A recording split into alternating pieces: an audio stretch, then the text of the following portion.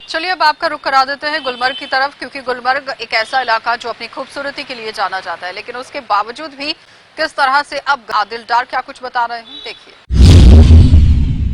हम community sanitary complexes भी बना रहे हैं। यहाँ हम एक सॉलिड वेस्ट और प्लास्टिक मैनेजमेंट यूनिट का वेस्ट का एक यूनिट भी यहाँ हम ऑपरेट करेंगे। उस पर काम शुरू होगा, उसकी हमने आज फाउंडेशन स्टोन यहाँ रखी। तो गुलमर्ग डेवलपमेंट अथॉरिटी का भी जो सपोर्ट रहेगा वो हम लेंगे, क्योंकि ये रूरल एरिया में ही आता है, तो हमारे डोमेन में ये है, इसलिए हमने सोचा कि हम यहाँ से काम करेंगे।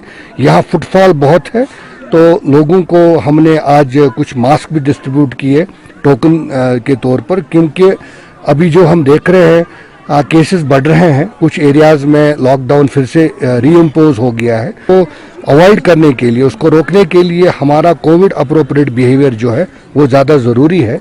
Director rural sanitation Kashmir Tariq Hussain Ganai की सदारत में आज बाबा पयामदीन ऋषि में एक सफाई अभियान चलाया गया।